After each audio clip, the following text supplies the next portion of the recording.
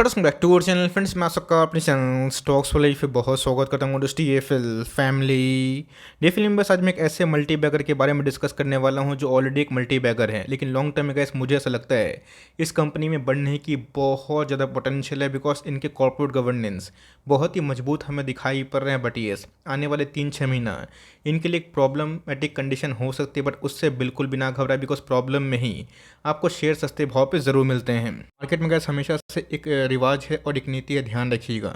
Maximum दोस्तों आने वाले कल का जो मल्टी बैगर है वो ऑलरेडी मल्टी बैगर बन चुके हैं और बहुत ही कम ऐसे स्टॉक्स होंगे जिनके अंदर पोटेंशियल होती है और लॉन्ग टर्म तक सस्टेनेबल बिजनेस मॉडल होता है। तो इसी बीच में गैस हमें ये फोकस करना है कौन सी कंपनी गिरावट में थोड़ा कम गिर रही है और आपको बार बार खरीदने का मौका नहीं दे रही और खरीदने का मौका मिल भी रहा है। तो ऐसा नहीं कि पूरा हमला बोल देना है, आपको स्टैगर्ड वे ऑफ बाइंग करनी है, कंपनी के बारे में जानना है, उनके प्रोमोटर्स के बारे में जानना है और सबसे इंपॉर्टेंट चीज़ दोस्तों इंडस्ट्री कैसा परफॉर्म कर सकता है, इस पर हमारी खास फोकस ज़रूर होगी। चैनल फर्स्ट टाइम होंगे सब्सक्राइब कर सकते हैं इस तरह क्वालिटी कंटेंट को सबसे पहले एक्सेस करने के लिए। Now without dealing any for time let's begin.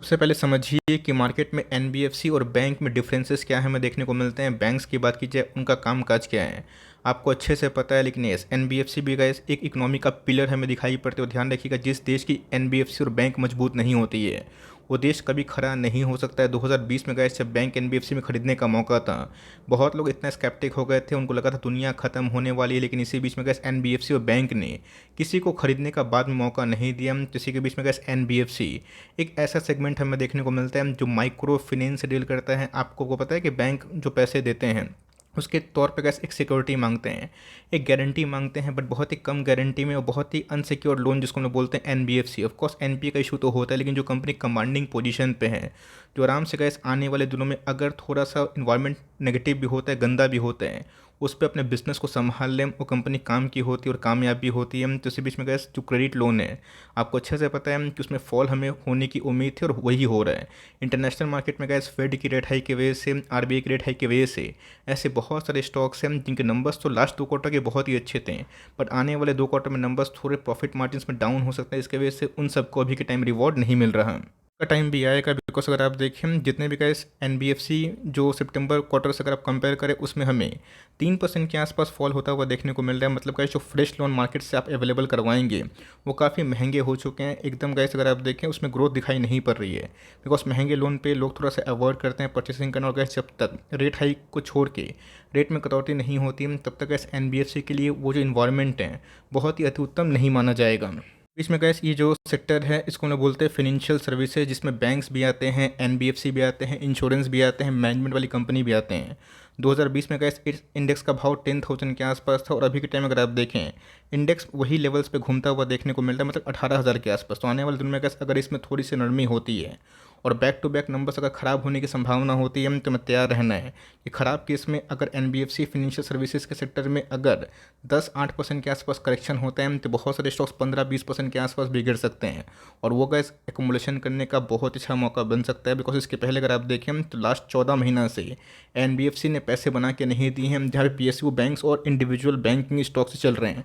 तो आने वाले दिनों में गैस जब जब रेट हाइक होती है एनबीएफसी उसको लेके थोड़ा सा नेगेटिव रोल प्ले करता है। उनके स्टॉक्स की मैं बात बोला, लेकिन लॉन्ग टर्म में गैस ऐसी कंपनी इकोनॉमी की नींव है, तो जितना गैस लंबा कॉन्सोलेशन होता है या फिर डाउन साइड होता है उतना ही गैस हमारा जो रिस्क टू रिवॉर्ड रेशियो है बहुत ही हद तक इन्हेंस हो जाता है। फाइनेंशियल सर्विसेज की बात की जाए बहुत सारे स्टॉक्स है, बजाज फिनसर्व की बात की जाए बैंक भी आता है, चोला है, आईसीआईसीआई बैंक है, एसबीआई लाइफ है, आईसीआईसीआई प्रूडेंशियल है, बजाज फिनेंस का भी नाम हमें दिखाई पड़ता है, एचडीएफसी लाइफ के भी नाम दिखाई पड़ता है, बजाज होल्डिंग की भी हमें नाम दिखाई पड़ती है। तो पूरा का पूरा अगर आप मिला ले दोस्तों तो फाइनेंशियल सर्विसेज की कैटेगरी में आता है जो 14 महीना में गैस कोई भी रिटर्न अभी डिलीवर्ड नहीं कर पाया है।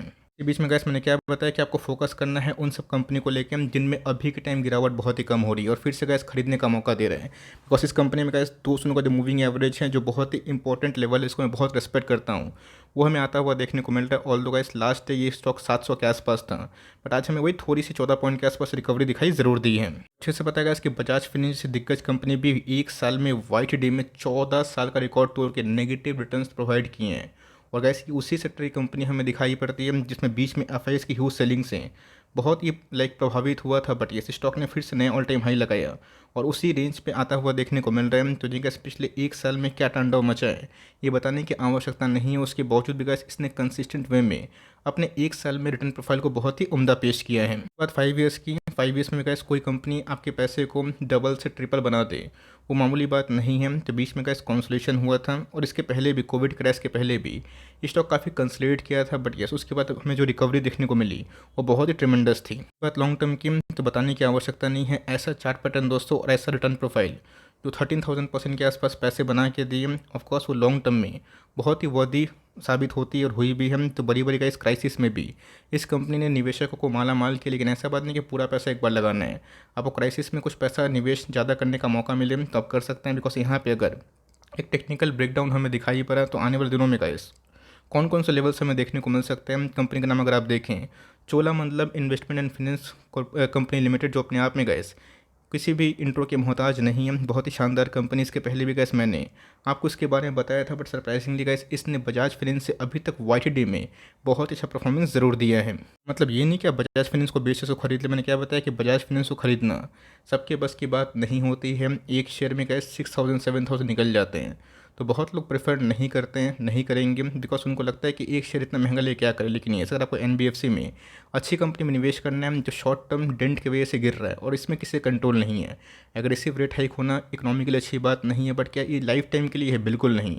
ख़राब टाइम में अगर आप निवेश करते हैं और अच्छे अवधि के लिए, लंबे अवधि के लिए पैसे ज़रूर बनेंगे। तो कोई छोटी मोटी कंपनी का ऐसे नहीं है। 58,000 करोड़ के आसपास की मार्केट कैप है, ऑल टाइम हाई से 100 पॉइंट के आसपास करेक्शन है, बट यस वैल्यूएशन वाइज कैसी कंपनी बहुत ही अट्रैक्टिव है।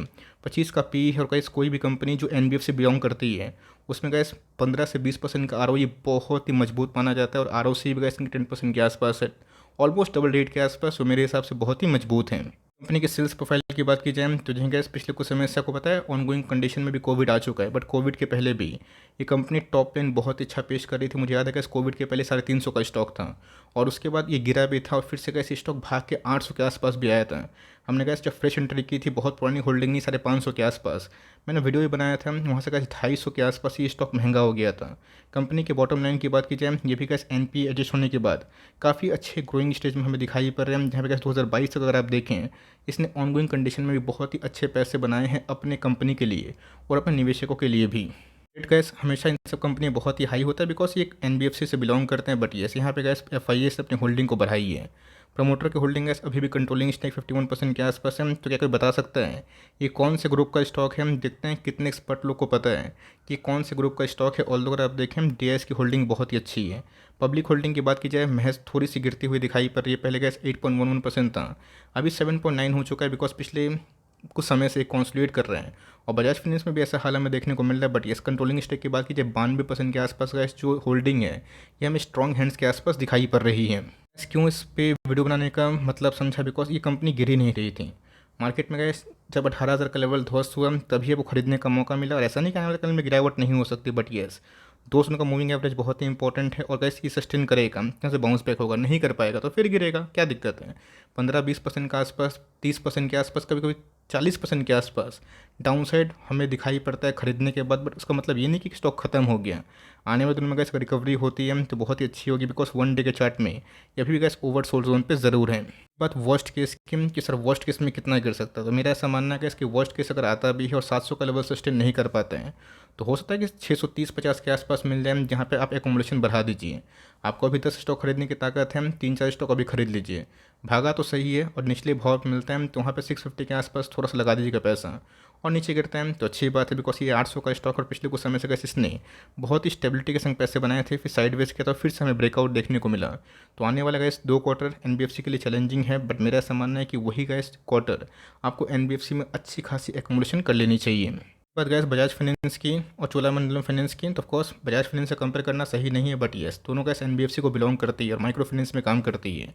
तो एक साल में गैस दिग्गज कंपनी 7% डिस्काउंट में है और इसने अभी भी एक साल में अच्छे पैसे बना के ज़रूर दिए हैं। तो गैस चॉइस आपको करना है कि कौन सी कंपनी में निवेश करना है और कौन सी कंपनी में कन्विक्शन है। अगर आप दोनों को होल्ड कर सकते हैं तो अच्छी बात है, पोर्टफोलियो अगर बहुत बड़ा है तो कर सकते हैं, बट मेरे हिसाब से गैस बजाज फाइनेंस एक बहुत ही अच्छा निफ्टी 50 का स्टॉक है जो को डिस्काउंट पैसे मिल रहे हैं।